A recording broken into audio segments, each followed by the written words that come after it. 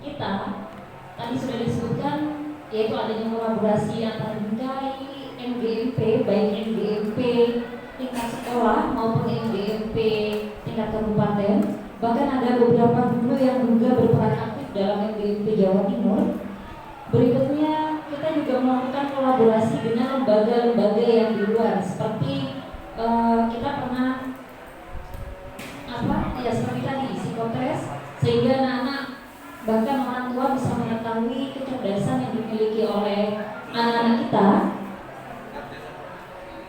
dan juga bisa membantu kita nantinya untuk melakukan pembelajaran yang berdiferensiasi. Nah, berikutnya untuk sebagai landasan di sini juga sholat berjamaah, bahkan kita melakukan Jumat berbagi.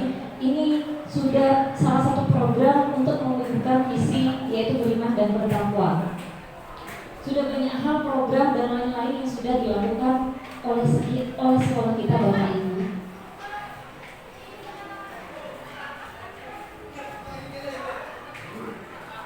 Nah, dari beberapa poin tadi mengenai visi, menurut Bapak Ibu, bagian visi yang mana yang belum ada programnya atau kita jalankan? Saya coba ya, kita kembali ke awal.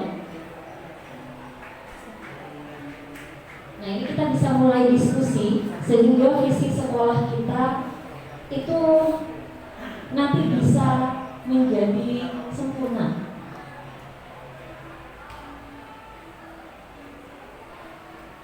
Berbasis ilmu pengetahuan, teknologi dan lingkungan, beriman dan bertakwa, cerdas, berbudaya kearifan lokal, dan berjiwa usaha untuk menyongsong kehidupan global. Dari program-program yang sudah luar biasa dilakukan oleh sekolah kita, kira-kira program yang mana sudah terlaksana? Aplaus dulu ke sekolah kita. Alhamdulillah ya, karena salah satunya Pak Umam selaku kesiswaan yang ikut menguatkan program-program sekolah kita. Baik, kita anggap sudah melakukan semua, ya Bapak Ibu. Nah, ini saya akan menunjukkan bagaimana visi saya sebagai guru penggerak, sebagai calon guru penggerak maksud saya.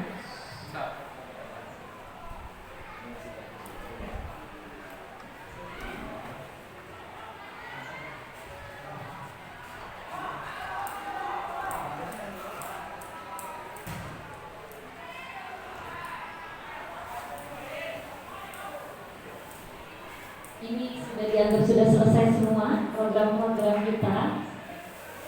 Nah, begini Bapak Ibu, ternyata suatu visi khususnya visi sekolah, kita fokus pada visi sekolah. Kalau kita andaikan seperti seorang pelari untuk pergi ke titik finish dari start, itu pasti membutuhkan media, membutuhkan sesuatu untuk mencapai goal itu. Nah, dalam hal ini kami telah mendapatkan ilmu bahwa untuk mewujudkan visi sekolah ini harus ada paradigma yang mendasar, harus ada pemikiran yang mendasar sebelum kita untuk menyelesaikan agar visi ini mencapai goal. Dalam hal ini, dalam pendidikan guru penggerak, kami mendapatkan ilmu bahwa paradigma itu diawali dari menggunakan inquiry apresiatif, di mana dalam paradigma ini kita biasanya atau sudah terbiasa untuk mendapatkan sesuatu hal, kita melakukan analisis SWOT yang diawali dari masalah. Tapi ketika menggunakan paradigma IA atau inquiry apresiatif, kita di sini dimulai dari aset. Jadi untuk merumuskan suatu visi itu dimulai bukan dari masalah, tapi dimulai dari kita sudah punya apa saja, aset kita apa saja. Nah, ini yang membuat kami terbuka para CGP bahwa ternyata ketika kita memulai dari aset itu punya vibrasi yang jauh lebih kuat daripada kita memulai segala sesuatunya dari masalah. Terkadang kan, ayo kita berangkat dari masalah, dari latar belakang masalah, bukan dari aset. Nah, ini ternyata membuat kita berpikir terbalik. Ayo kita mulai dari aset. Sekolah kita punya apa?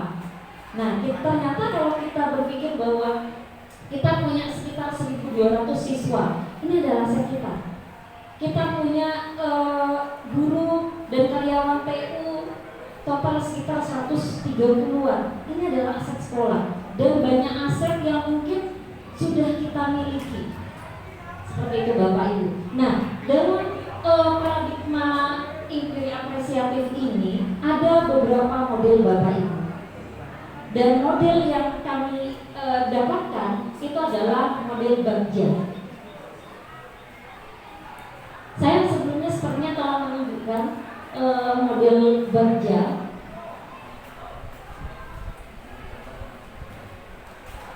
Nah, ini visi saya pada sekolah. Saya membuatnya lebih sederhana karena visi saya ini berprestasi, berwawasan global, berbudaya lingkungan dan kearifan lokal, berlandaskan keimanan dan budi pekerti yang luhur. Karena harapan saya, anak-anak kita nantinya segeralah, entah dia berprestasi dalam hal apapun, berwawasan global, tapi ketika berlandaskan iman dan akhlak, itu semuanya akan berjalan lurus, apapun rintangannya. Dan keimanan, akhlak itu akan menjadi landasan di setiap tindakan yang dia rencanakan. Itu harapan saya, gitu Bapak Ibu. Dari visi saya ini, nah ini sekolah kita ya, sekolah yang kita banggakan. Saya 13 tahun berada di sini dan saya merasakan bahwa saya bersyukur sekolah ini merupakan sekolah yang selalu ingin keluar dari zona nyaman. Nah, semoga kita kedepannya juga seperti ini dengan visi sekolah, karena visi sekolah itu juga tadi berdasarkan informasi dari Bapak Sukarman juga bersifat dinamis. Kami malah diizinkan seandainya nanti akan ada perubahan-perubahan dalam visi sekolah yang diusung oleh para baik CGP maupun GP Angkatan 5 seperti itu. Oleh karena itu nanti kita akan susun bersama kira-kira program apa saja atau visi yang akan kita revisi. Bahkan visi saya juga bisa ditambah dan dikurangi sehingga kita bisa usulkan pada Bapak Kepala Sekolah kita. Nah, ini Bagja Bapak Ibu. Jadi Bagja itu B adalah buat pertanyaan utama. Dimana di sini seperti saya jelaskan tadi, yang pertama dipertanyakan itu adalah kita punya aset apa, sekaligus dengan nanti redaksionalnya. Kemudian tindakan apa saja yang sudah kita lakukan dengan aset yang kita miliki. Nah, kemudian yang kedua itu adalah ambil pelajaran. Seandainya ada program-program yang sukses membuat goal pada anak-anak kita seandainya pada tahun sekian mencapai puncak kemasan di Semada. Nah, ini bisa menjadi ambil pelajaran. Program apa yang ternyata membuat kita unggul seperti itu Bapak Ibu. Oh, ternyata diketahui bahwa Semada itu sangat kuat di ekstrakurikulernya, di non akademisnya. Nah, ini adalah aset. Kita mulai dari sini Bapak Ibu. Dan itu bisa menginspirasi apakah ada pembelajaran yang membuat anak-anak memaksimalkan potensinya sehingga kita bisa berprestasi. Nah, mungkin itu nanti bisa dikeluarkan pada akademis kita ketika mengikuti olimpiade sehingga juaranya kita bisa juga jadi olimpiade itu tidak hanya digandrungi oleh banyak siswa dari sekolah sebelah, tapi kita juga bisa melakukannya. Nah, mungkin ada metode-metode khusus di mana didapatkan dari guru-guru ekstrakurikuler yang sebenarnya tidak dapat, itu bisa menginspirasi. Jadi ambil pelajaran. Kemudian berikutnya gali mimpi. Nah, gali mimpi. Terkadang kita melakukan sesuatu, Bapak Ibu, mohon maaf, belajar dalam ini pendidikan guru penggerak, terkadang saya melakukan seperti air mengalir, tapi ternyata itu kurang pas dan itu bisa bahkan keluar dari goal kita dan visi kita sebagai seorang guru.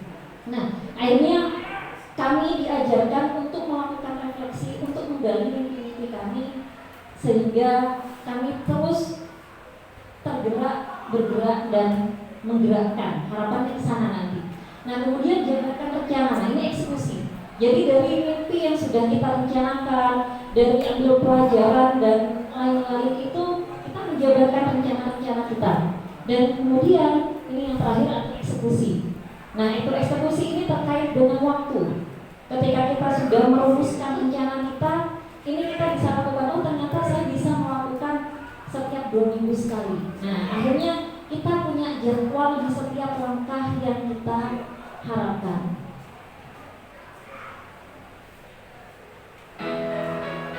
Nah, ini sepertinya sudah pernah saya tampilkan, cuma kita bedah dari bagiannya Bapak Ibu ya. Visi saya pembelajaran menyenangkan dan berkualitas. Pertanyaannya, bagaimana kita mengetahui potensi? Yaitu salah satunya dengan melakukan psikotes. Siapakah yang dapat membantu kita? Ada guru BK, orang tua, dan wali kelas. Nah, ini yang saya lakukan dan sepertinya sudah ditayangkan ya Bapak Ibu ya, teman waktu itu. Nah, ini yang Bapak Ibu. Gak apa-apa ya, kita ulangi lagi ya Bapak Ibu ya.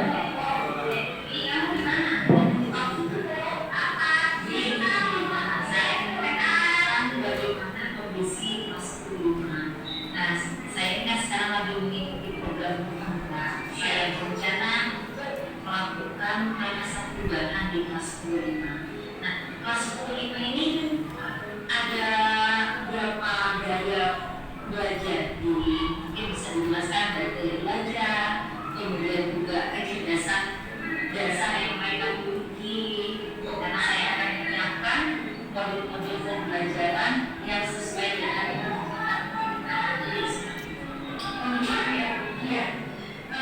kebetulan kemarin sudah diadakan psikotes dan ini berapa hasilnya.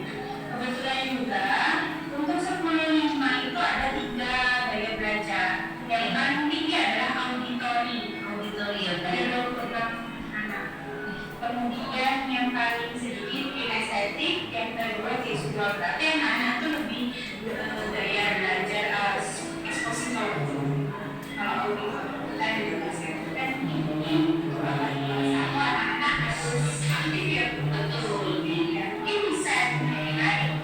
Dan kemudian juga untuk kategori kecerdasan anak-anak 10-5 itu rata-rata ini ya, rata-ratanya lebih pada apa? Rata-ratanya lebih kecepatan untuk daya tangkap ini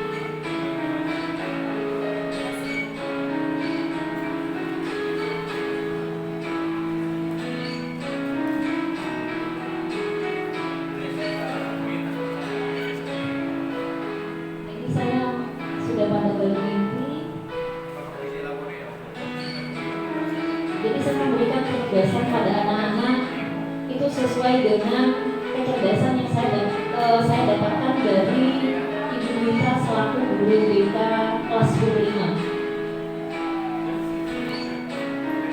Karena ada yang suka grafis, itu bisa membuat mapping, tapi ada yang juga lebih cenderung ingin menyelesaikan menggunakan PPT kami budaya cinta. Nah ini yang dikatakan bahwa kita memberikan kebebasan dalam pembuatan produk. Ini kebetulan materinya kembangan sosial ya, materi sosiologi.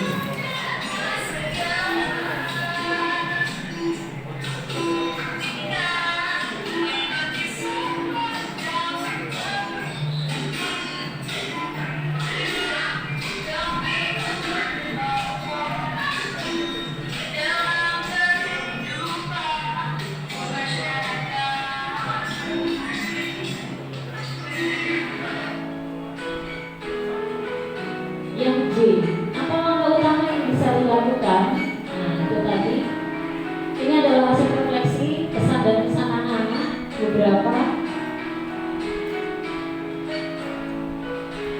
Alhamdulillah banyak yang positif ketika mendapatkan pembelajaran berdiferensiasi. Nanti kami akan mendalami pembelajaran berdiferensiasi di modul 2 setelah insya Allah bulan depan.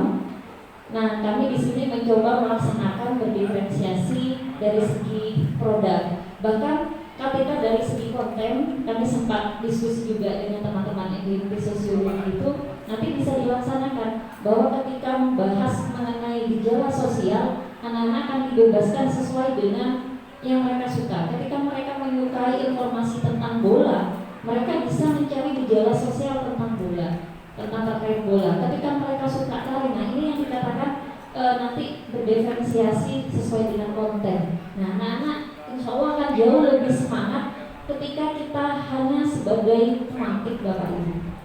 Seperti itu. Ini adalah prakarsa perubahan sebagai dasar untuk mewujudkan visi. Ada berulang ya Bapak Ibu ya. Nah, sekarang kita akan mendiskusikan dan saya membutuhkan masukan Bapak Ibu terkait dengan perubahan apa saja yang akan kita lakukan di sekolah kita. Dari beberapa kalimat rumpang ini luar biasa. Pertanyaan pertama, ya kita kembali pada kalimat rumpang.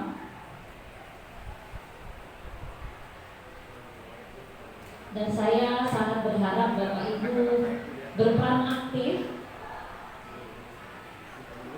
terkait dengan kalimat rumpang yang sudah dituliskan di sini.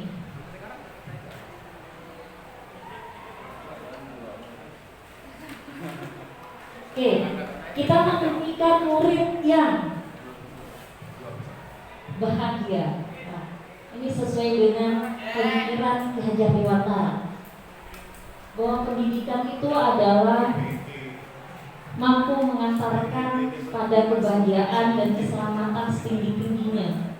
Bahagia. Yang kedua, dapat meraih cita-cita yang diimpikan. Memimpikan murid yang berkompetensi, cerdas, kreatif, beriman, kemudian berpikir analitis, bertanggung jawab pada tindakan dan pilihan hidupnya, kemudian bebas dan nyaman menunjukkan bakat, berkeinginan maju, kemudian berprestasi. Luar biasa ini. Pak Umar butuh sentuhan Yesus punya Pak Umar. Ya, kita memimpikan. Nah Bapak Ibu, ketika kita punya impian yang luar biasa 11 poin di atas, saya berharap kira-kira nanti akan saya catat masukkan program-program apa yang akan kita tawarkan pada sekolah untuk mewujudkan cita-cita anak kita sehingga mendapatkan murid yang bahagia, cerdas, bertanggung jawab, kreatif, analitis, kemudian berakhlak dan lain-lain yang sekiranya belum terjamah oleh sekolah kita atau pernah dimulai dan tidak dimulai lagi. Coba kita berpikir bersama, dan kami berharap ini akan menjadi sumbangsi untuk sekolah kita ke depan. Karena kita ingat bahwa tahun 2045 Indonesia sudah memandangkan adalah Indonesia emas, seperti itu Bapak Ibu. Dan semoga SMA Negeri 2 Sumeneb yang memiliki aset luar biasa khususnya siswa, kita bisa atau mampu mengantarkan goal tersebut dengan visi yang sudah dituliskan dalam kalimat penumpang yang Bapak Ibu tulis. Dan saya berharap mungkin ada yang bisa memberikan masukan terkait bagaimana untuk mewujudkan poin pertama terkait murid-murid kita. Ketika saya memberikan mic, semoga bisa langsung menjawab. Baik, saya pengen dari Bu Ria selaku guru BK yang lebih paham mengenai psikologi ini. Monggo Bu Ria. Assalamualaikum warahmatullahi wabarakatuh. Waalaikumsalam warahmatullahi wabarakatuh. Terima kasih atas kesempatannya. Tadi program apa yang harus dilaksanakan untuk mewujudkan impian murid-murid kita? Ya, yang Sesuai sudah dengan tertulis. kalimat penumpang yang di Betul, seperti sekali Bu Ria.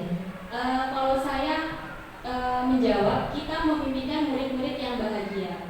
Karena untuk mewujudkan semua tadi yang sudah disebutkan, berprestasi, kemudian Berprestasi banyak semuanya, mewujudkan cita-cita itu menurut saya siswa itu harus bahagia. Jadi di dalam pembelajaran KBM di dalam kelas itu tidak ada tekanan. Mereka itu harus ada kebebasan sesuai dengan apa yang mereka miliki. Karena setiap manusia itu unik. Mereka itu memiliki kelebihan dan potensinya masing-masing. Tidak ada individu itu yang dilahirkan tidak memiliki keistimewaan. Jadi mereka itu memiliki potensi dan keistimewaannya masing-masing. Nah, di situ saya harapkan dari guru mapel yang ada di dalam kelas itu bisa menerapkan apa yang sudah diterapkan oleh Bu Titin tadi.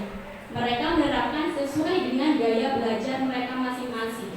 Nah, dari situ mereka akan bahagia mulai belajar di kelas, sehingga mereka akan menggali potensi yang mereka miliki secara maksimal, sehingga mereka bisa berprestasi di dalam bidangnya masing-masing. Mungkin seperti itu. Terima kasih. Terima kasih Bu Ria. Atau bisa saya komentari sebentar ya? Iya.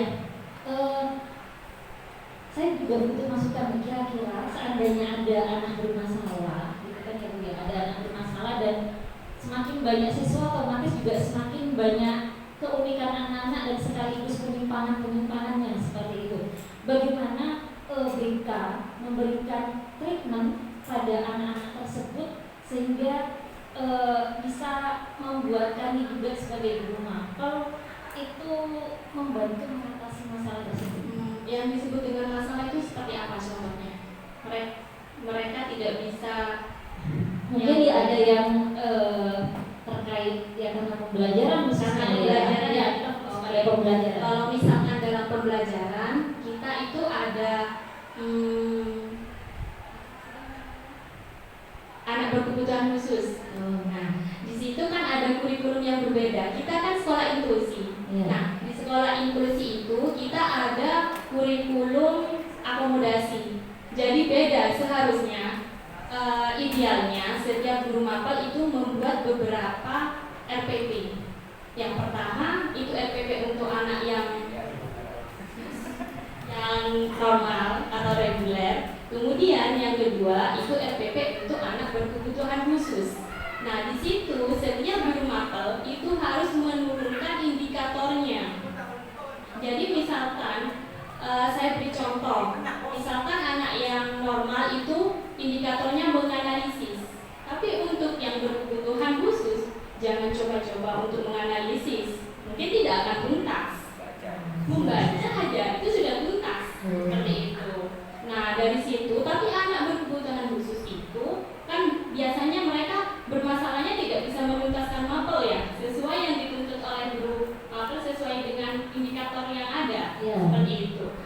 dengan adanya yang seperti itu, maka mereka sesuai dengan indikator yang dibuat yang kedua, sesuai dengan untuk anak berkebutuhan khusus. Nah, dari situ saya sebagai guru BK itu nanti menggali potensi yang ada.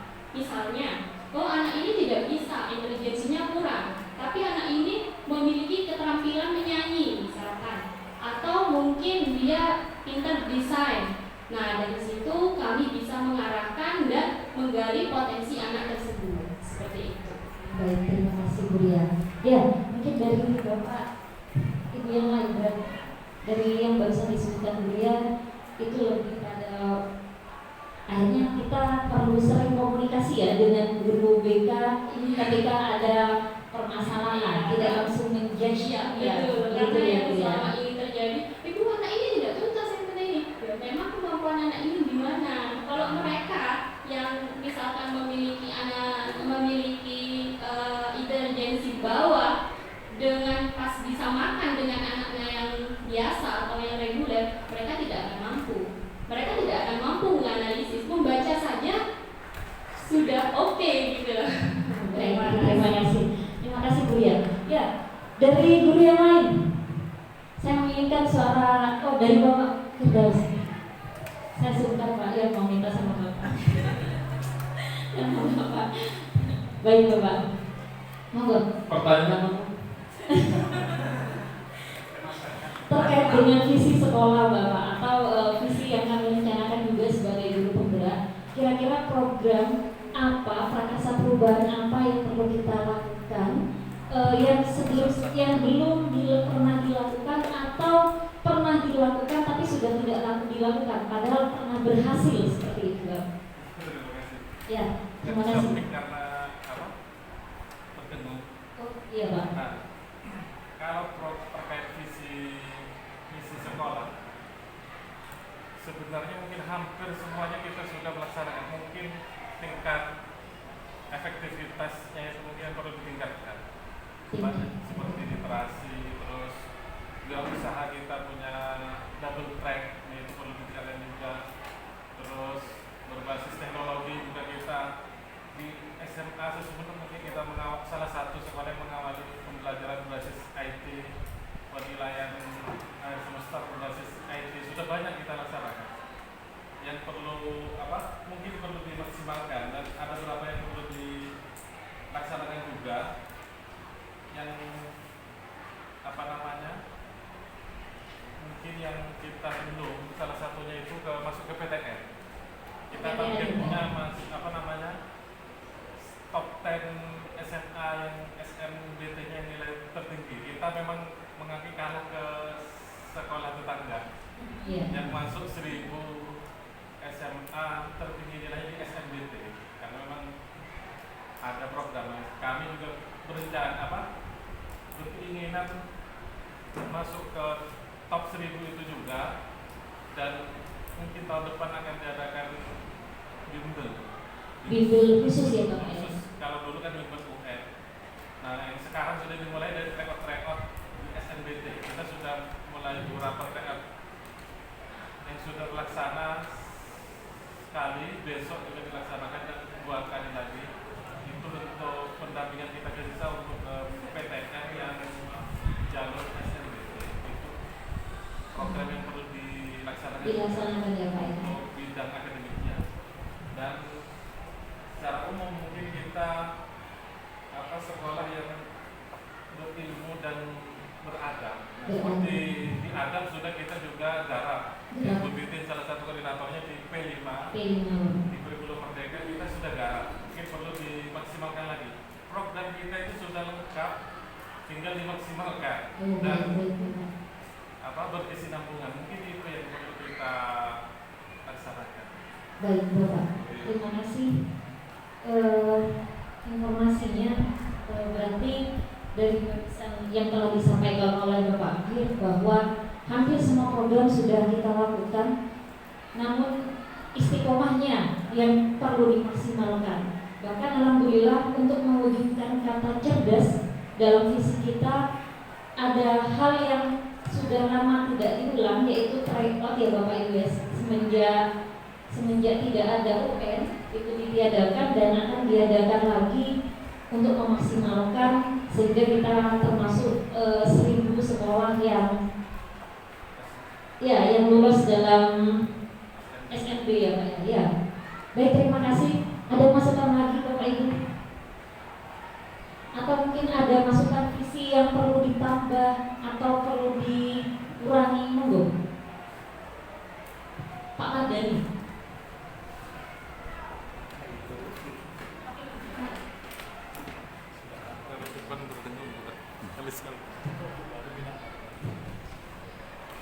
Terima kasih Bu Titin. Sebenarnya terkait visi dan misi, saya pikir sudah cukup banyak begitu perbincangannya. Cuma saya mau cerita sedikit tentang kondisi terutama di kelas saya. Kebetulan tadi dari BK Bu Ria cerita tentang anak-anak yang inklusif. Di kelas saya ada 2 mungkin yang secara pasti inklusif, ada 2 siswa. Memang betul yang disampaikan Bu Ria, di anak-anak yang inklusif ini memang perlu benar-benar ekstra. Saya sempat beberapa kali mendampingi beberapa guru yang ada di kelas karena ingin melihat, kebetulan guru-gurunya juga welcome gitu menerima. Sebagai wali kelas juga mau coba melihat seperti apa sih anak ini. Saya pikir jangan-jangan cuma di mapel saya begitu, karena sosiologi kan butuh bahan bacaan, literasi untuk nyambung dengan topik-topik tertentu. Saya mau lihat di beberapa mapel yang lain. Ternyata bahkan di mapel-mapel tertentu, anak-anak yang inklusif ini ketika yang lain tes dengan berbagai macam model soal, ada penugasan dan semacamnya, anak-anak inklusif ini hanya datang dipanggil ke depan, kemudian diminta untuk mencari yang mana huruf rumusnya ini. Kebetulan di fisika, rumus ini yang mana, tolong tunjukkan. Ya, dicari, pusing, lihat ke atas ke bawah, butuh waktu lama untuk menunjukkan rumus tertentu, itu ketemu. Dan menurut guru pengajarnya, kami pikir ini sudah cukup Pak, untuk sampai menunjukkan yang kami minta aja, ini butuh waktu berapa lama, apalagi untuk mengerjakan dan semacamnya. Itu di inklusif. Kemudian saya juga kebetulan mengajar di kelas-kelas yang lain yang mungkin secara pasti tidak inklusif, tetapi kenyataannya di lapangan ada beberapa kendala yang di kelas-kelas lain itu, ya saya pikir ini masuk inklusif atau enggak ya, karena dipancing dengan berbagai macam model pun kesulitan. Satu kelas ya? Satu kelas ya, walaupun ya ada yang normal, tapi ada beberapa kelompok yang bukan kelompok belajar ya, kelompok anak, terutama posisi bangku kan menunjukkan posisi strategisnya di kelas, terutama yang lebih berpengalaman Pak Umar di bahasa. Saya pikir ini bagaimana cara guru untuk memancing, karena bahkan untuk persoalan-persoalan yang sederhana diajak membaca, sekali kan diajak membaca literasi. Kadang guru masih sibuk 15-20 menit pertama, ditinggal, dibuka aja dulu, dijaga, ditungguin di kelas, dibaca juga tidak bisa, diminta baca kalimat, mengerti tidak maksudnya satu paragraf ini apa. Bahkan di level itu, kira-kira saya butuh rembuk nih dengan teman-teman, terutama guru-guru yang terlebih dahulu di CGP. Kira-kira seperti apa yang bisa kita laksanakan di kelas, model-modelnya, atau barangkali punya sumbangsi saran lah begitu, sebagai orang yang lebih berpengalaman gitu maksud saya. Saya juga bingung. Ini kondisi di beberapa kelas, terutama kelas saya inklusif 2 orang. Terima kasih. Baik, terima kasih Pak Mardani. Sekolah inklusi yang paham betul sepertinya Bu Ria sama Bu Wita ya, karena yang menjadi stakeholdernya sekolah inklusi seperti itu. Tapi dari pengalaman dengan diluruskan, bukan sekolah inklusi. Gimana Pak? Sekolah penyelenggara program inklusi. Oh, Kalau sekolah sekolahnya inklusi. bukan sekolahnya inklusi ya Pak. Baik, sekolah penyelenggara inklusi. Jika seperti itu, kami juga pernah menemui Bapak, dan kami pun mungkin seandainya tidak ada informasi, kami juga tidak akan tahu, bahkan langsung dijudge bahwa dia tidak tuntas begitu Bapak Ibu. Nah, tapi yaitu setelah kami mendapatkan pendidikan, saya lebih berusaha mendekat pada guru-guru BK-nya. Jadi mendekat pada guru BK, akhirnya mau tidak mau saya harus mempelajari bagaimana karakter anak tersebut. Seperti mohon maaf tadi ya, Putra juga yang dari Slipa juga ada ya Pak ya. Ini juga sekolahnya juga salah satu anak khusus kita ya Bapak Ibu. Nah, saya memperlakukannya berbeda, bahkan ketika pada pelajaran saya pengen dia lebih dekat dengan saya. Jadi penugasannya berbeda, akhirnya lebih ngomong. Nah, cuman pertanyaannya bagaimana ketika hampir satu kelas, kan seperti itu ya Bapak Ibu ya. Berarti ini perlu model. Nah, akhirnya benar kata Bulia tadi, RPP kita RPP inklusi. Jadi akhirnya C4 menganalisis itu tidak ada bagi mereka. Jadi semua sekelas pertanyaannya. Nah, ini saya kejadian pernah ya beberapa tahun yang lalu hampir menemukan satu kelas itu, dan ketika mendapatkan informasi bahwa kelas ini merupakan kelas ombak gitu kan, bahasa kelas ombak itu menengah benar-benar rata-rata bawah. Akhirnya saya memberikan soal paling mudah ketika ulangan harian. Walaupun itu juga masih separuh yang bisa selesai. Nah, ternyata karena saya pegang 12 kelas Bapak Ibu, soal itu ditanyakan oleh kelas lain, mungkin tanya sama yang mampu. Nah, akhirnya komplain yang normal, Ibu soal di kelas sebelah gampang sekali gitu kan. Nah, akhirnya saya panas.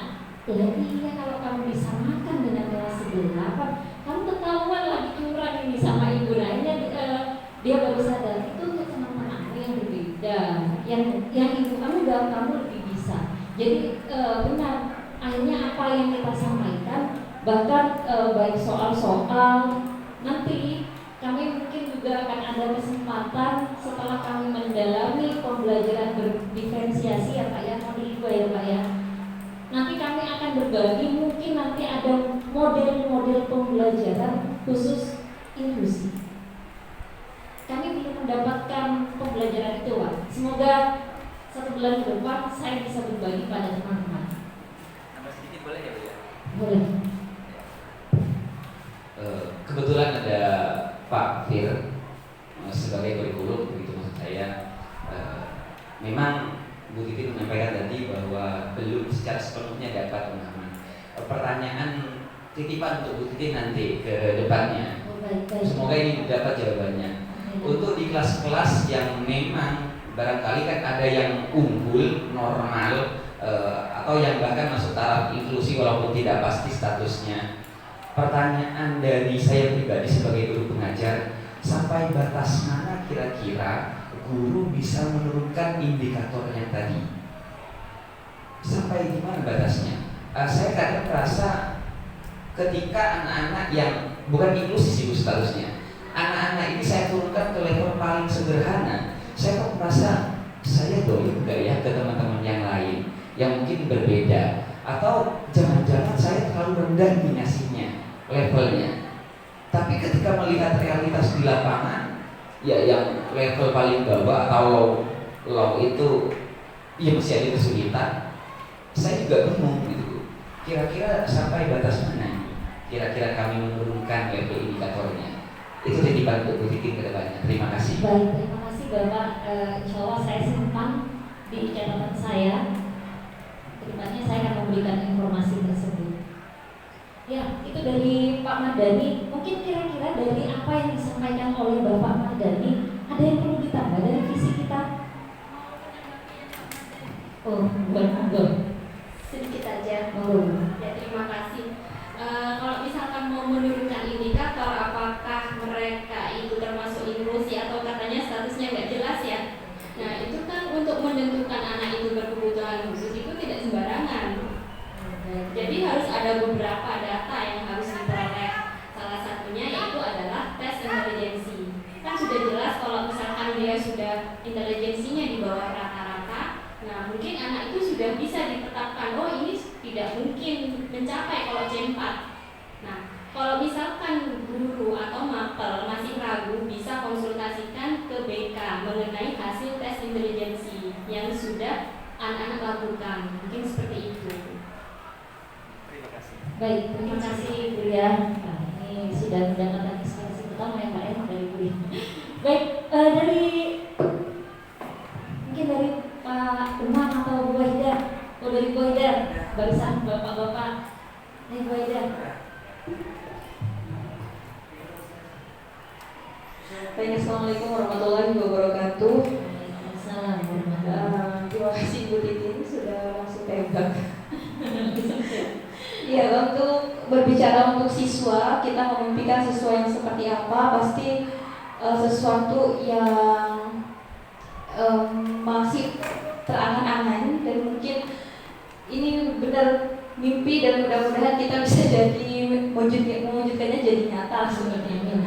Kalau saya memimpikan itu, ya benar tadi yang ada poin pertama, kalau kita menginginkan siswa yang bahagia. Nah, ternyata bahagia itu mewujudkannya tidak semudah yang kita bayangkan seperti itu. Kalaupun kita misalnya membahagiakan siswa di kelas, ternyata caranya itu menguras otak dan perasaan seperti itu. Yang indikator bahagia yang menurut kita bahagia, tapi ternyata kok nggak bahagia gitu, nggak senyum. Ternyata ukuran bahagia kita masih dangkal. Nah, kalau saya menginginkannya,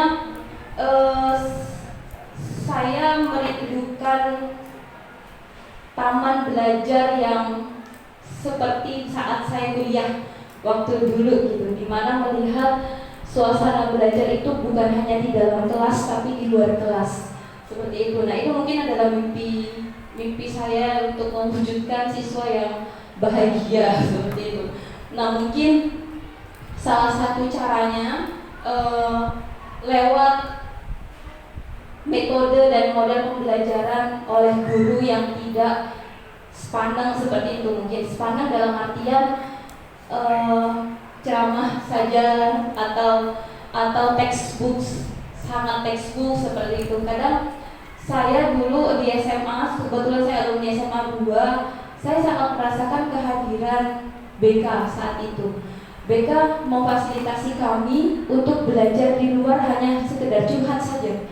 Waktu itu hanya sekedar curhat, tapi kok merasa saya punya gambaran yang lainnya di dalam kelas itu gitu. Dan itu dijadwalkan Bu, terjadwal. Jadi BK itu memiliki jadwal khusus untuk kelas. Jadi seperti mapel seperti itu. Nah, ternyata di sana bikin kita bahagia karena sesinya curhat dan kesulitannya apa. Dari di sana kita bisa melihat gambaran kehidupan yang lainnya seperti itu. Lalu yang kedua lewat pembelajaran mapel yang yaitu taman bermain dan belajar di luar sekolah. Sepertinya saya memimpikan seperti itu karena nanti muaranya yang saya inginkan itu adalah literasi, perkara literasi seperti yang dikatakan oleh Pak Fi tadi, wujudnya bahwa kita ingin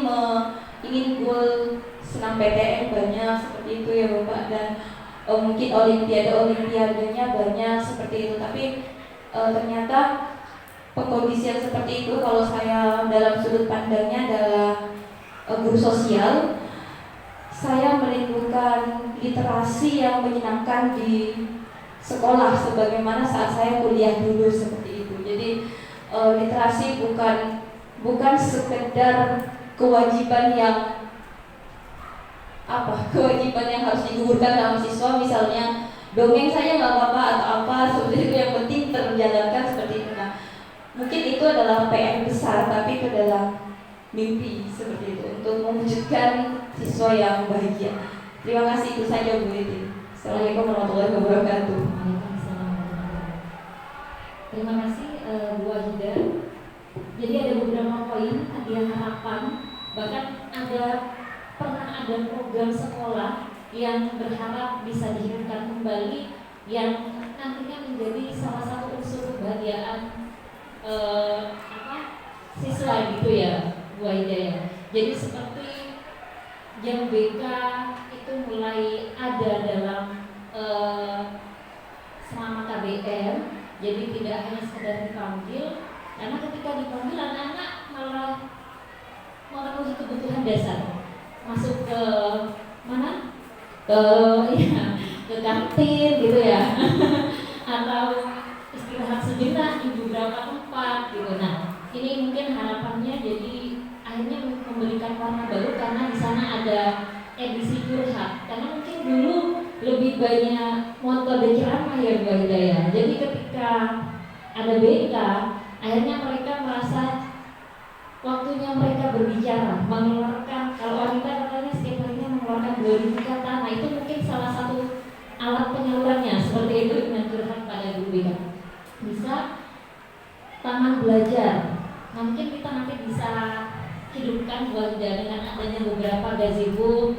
Kita mungkin koordinasi dengan baik guru bahasa, perpus untuk memaksimalkan ya terkait tadi bahwa benar kata Pak Fir bahwa kita perlu memaksimalkan apa yang sudah ada gitu. Semoga kita bisa bersama-sama ke sana. Ini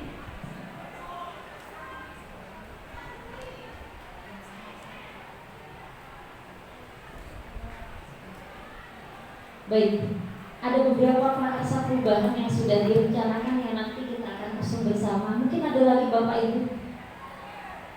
Ini sudah alhamdulillah kita mengantongi dan mungkin saja karena tadi guru kita beberapa orang membahas mengenai bahagia, atau mungkin nanti visi sekolah kita kasih tambahan bahagia.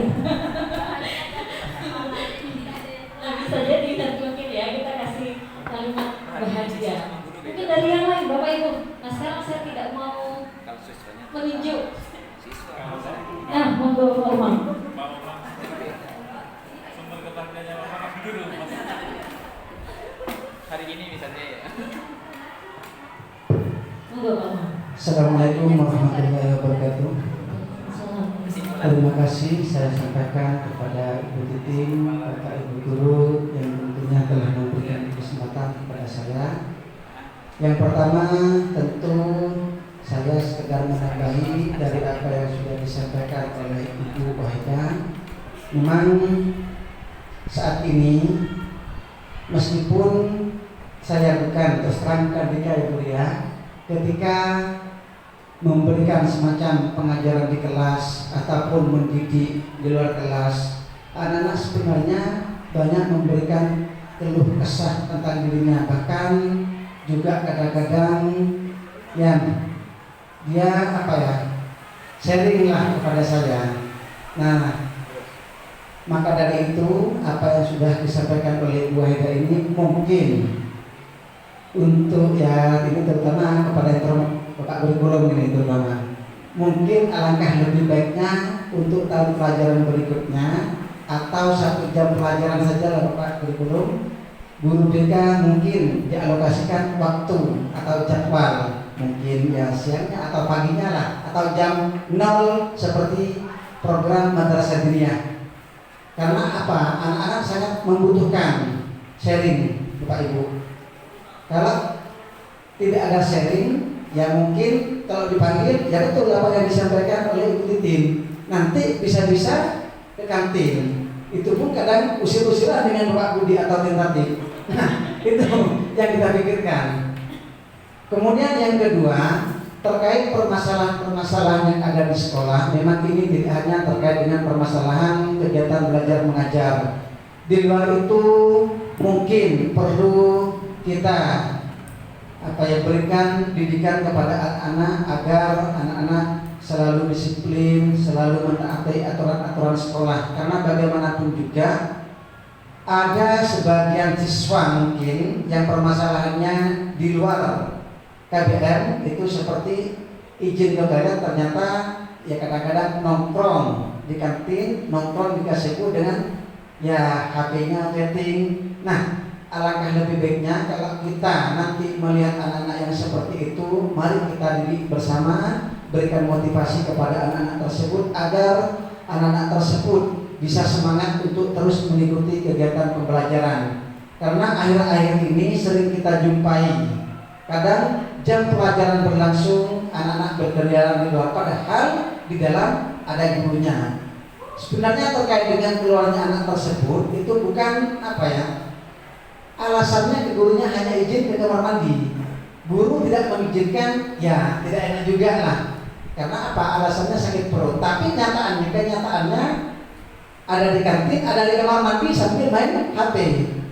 Kadang-kadang ada di pojok. Akhirnya ya diusir sama tim ya mau gimana lagi. Nah mungkin alangkah lebih baiknya mari kita berikan motivasi kepada siswa agar mereka betul-betul semangat lah untuk terus mengikuti kegiatan pembelajaran ini demi mewujudkan siswa yang berpotensi, berprestasi dan berakhlakul karimah. Itu saja Ibu Titin, tambahan dari saya. Sekian. Assalamualaikum warahmatullahi wabarakatuh. Terima kasih Pak Umam. Pak Umam tadi menguatkan terkait bahwa perlu adanya ruang untuk guru BK dalam KBM sehingga anak-anak bisa mengkomunikasikan teman-teman mereka selama 1 minggu bersama guru-guru mapel sehingga guru BK bisa menjadi bagian dari konstitusi untuk menjembatani antara guru mapel dan juga murid seperti itu. Selain itu kita juga membantu anak-anak memberikan motivasi dengan cara mengingatkan ketika mereka terjadi penyimpangan-penyimpangan. Walaupun ada ketika kita memberikan atau mengingatkan ada hal yang tidak boleh kita lupakan bahwa ada 5 kebutuhan dasar seperti penjelasan waktu itu terkait budaya positif yang tidak boleh kita lepaskan sehingga tidak ada bahasa judgment ya seperti itu Bapak Ibu. Baik, itu saja. Mungkin ada lagi Bapak Ibu. Saya kasih satu kesempatan. Mungkin dari Bu Atin, Bu Desi, Pak Umar, Bu Rizka, atau dari Pak Hairus. Sesi terakhir Bu Rina. Biasanya guru-guru muda ini luar biasa. Hairus ya. Mau ngasih masukan? Jadi nanti saya mau kasih masukan bahwa sepertinya visi kita kan cuma bahagia bersama. Jadi ketika goalnya bahagia kita pasti sudah senyum duluan ini sebagai yang akan mewujudkan visi sekolah. Baik, monggo. Oke. Ya, seperti yang saya sampaikan tadi di beberapa tulisan di depan itu mengisi beberapa kalimat rumah yang ada. Saya selalu mengarahkan pada bagaimana anak-anak itu bisa berpikir secara analitis. Kenapa itu yang menjadi tujuan utama saya? Karena jelas ketika anak-anak mampu berpikir secara analitis, dia mampu memanfaatkan waktu yang ada. Artinya gini, ketika anak-anak itu sudah mampu, saya punya waktu selama 24 jam, kalau saya tidak gunakan untuk belajar misal, baik dalam kelas ataupun di luar kelas, itu akan merasa percuma. Orang yang berpikir analitis itu pasti berpikirnya ke arah sana. Nah, saya secara pribadi selalu memberikan ruang ataupun waktu. Ya mungkin karena saya cukup muda ya Bu, artinya saya kadang memberikan kesempatan untuk anak itu seolah-olah selain menempatkan saya sebagai guru, saya bebaskan anak-anak untuk menempatkan saya sebagai teman atau sahabat. Kenapa demikian? Karena kita memiliki jarak dengan anak-anak itu tidak bisa menyampaikan apa yang sebenarnya dia inginkan. Nah, kita seringkali kesulitan dalam hal itu. Makanya saya memberikan ruang dan waktu untuk anak-anak, misal ngobrol di luar kelas atau sambil main futsal lah, macam-macam yang sekiranya bisa saya secara pribadi tahu bagaimana anak ini diperlakukan dalam kelas. Nah, seperti yang disampaikan Bu Ria tadi, ada beberapa hal yang menjadi pertimbangan untuk mengetahui kemampuan anak. Tapi dalam hal ini sebenarnya guru itu juga bisa, meskipun metodenya mungkin tidak sebaik dari BK. Kalau saya secara pribadi itu tadi Bu, kalau bisa guru dan murid itu beberapa momentum itu tidak punya sekat, tidak punya jarak yang signifikan. Kadang, Pak, saya mau curhat. Ada anak-anak yang seperti itu hampir beberapa ya. Dan kadang malam-malam juga, Bu. Laki-laki atau perempuan? Yang perempuan ada sebagian. Artinya gini, tapi kecenderungannya hanya untuk belajar. Bagaimana Pak? Saya bingung di SNBP kalau gini. Nah, artinya di situ anak merasa dekat kan dengan gurunya. Nah, di situ yang perlu kita tingkatkan bahwa ya udah, kita jangan berpikir sebagai guru di era beberapa tahun yang lalu, di mana anak disuruh A ke A. Nah, hari ini kalau anak-anak mampu berpikir analitis, disuruh ke A, itu belum tentu mau ke A. Artinya, oh menurut saya yang B ini yang bagus Pak, bagaimana? Nah, di situ ada interaksi timbal balik yang sebenarnya diperlukan oleh siswa. Begitu kira-kira Bu. Terima kasih. Baik, bisa ceritakan juga Pak, itu kan ketika di luar kelas ya Pak ya, kita menghilangkan sekat antara guru dan siswa dengan melakukan beberapa acara kegiatan yang berada di luar sekolah. Seandainya di dalam kelas, bagaimana program yang pernah Bapak lakukan sehingga anak-anak itu bisa berpikir analitis seperti itu? Jadi bisa nanti mungkin akan kita usung pada sekolah dan bisa diterapkan juga oleh banyak guru seperti itu Bapak. Oke, ini sebenarnya kembali saya sesuaikan dengan mata pelajaran geografi ya Bu. Mata pelajaran geografi itu secara umum sebenarnya lebih mudah untuk membawa anak-anak berpikir analitis, karena selain dia ada imbuhan sainsnya, dia juga memiliki sosial. Artinya ada dua hal dalam satu mata pelajaran. Nah, dari itu ketika itu mau diterapkan dalam kelas, sebenarnya cukup kita menampilkan, misal gini, ada satu objek pariwisata, kita berikan satu objek itu, kemudian kita sandingkan dengan Google Earth. Nah, itu sudah bisa dilakukan dalam kelas. Bagaimana agar pariwisata ini berkembang dengan memanfaatkan Google Earth tadi. Analisisnya menggunakan Google Earth, meskipun secara umum lebih baik di lapangan. Tapi karena beda antara siswa dengan mahasiswa, kita lakukan dengan media-media yang bisa dilakukan dalam kelas saja sejauh ini. Gitu. Baik, terima kasih Bapak. Jadi kita sebagai guru perlu sering-sering mengupdate bagaimana menerapkan model pembelajaran sehingga bisa memicu anak-anak dalam menganalisis begitu ya Bapak. Terima kasih Pak Heru. Baik Bapak Ibu, karena waktu sudah tidak memungkinkan untuk diselesaikan, dari kalimat umpan ini saya simpan dan kami akan jadikan laporan juga masukan Bapak Ibu terkait beberapa perubahan yang tadi telah disampaikan. Alhamdulillah luar biasa. Semoga bisa memberikan harapan sekolah kita lebih baik dengan program-program yang sudah luar biasa dilakukan oleh sekolah kita. Itu saja Bapak Ibu, dan saya ingin menambahkan visi saya. Kalau visi yang saya tuliskan tadi sebentar Bapak Ibu, saya tuliskan bahwa berprestasi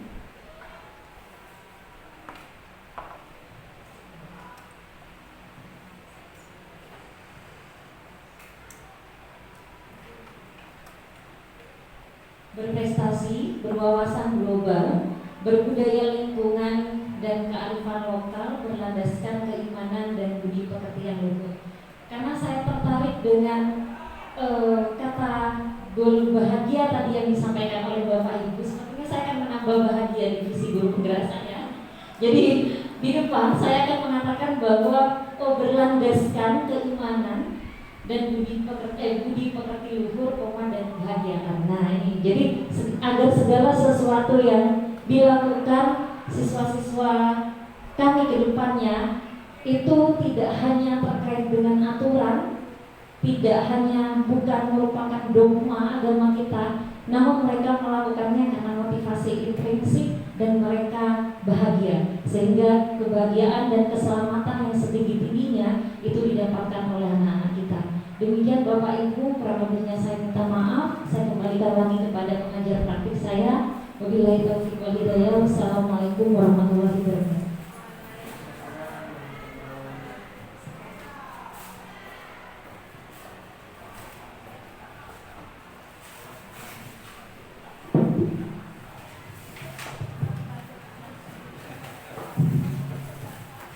Baiklah Bapak Ibu, saya mengucapkan terima kasih dan sangat luar biasa berdiskusi tentang visi dan perubahan, prakarsa perubahan dari CGP kita.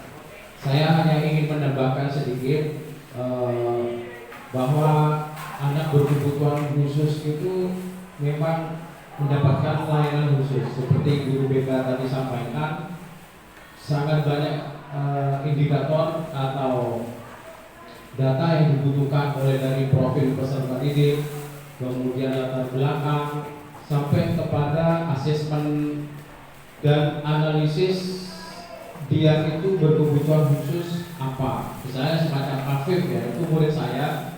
Kebetulan saya itu dari 2013 adalah guru pendamping khusus yang mendapatkan pendidikan penyelenggaraan inklusi di Malang, sehingga saya langsung terapkan kepada murid saya di Pulau dan Afif bahwa Afif itu mendapatkan layanan khusus dari saya. Selain saya mengajar secara reguler, kemudian di kelas dia dampingi khusus oleh saya sampai dia dari kelas 4 gak bisa bicara dan maju sama sekali. Alhamdulillah di kelas 5 sudah mulai bisa berbicara. Kemudian secara persuasif saya lakukan pendekatan. Orang tuanya datang ke kelas berterima kasih sampai nangis-nangis karena dia sudah bisa berbicara. Menulis, kalau saya pikir dia pakai sambil rumput ya. Gini, gak jelas lah, pokoknya tulisannya gak jelas ya gitu. Tetapi saya ingin Afif itu bahagia di kelas, tidak tertekan.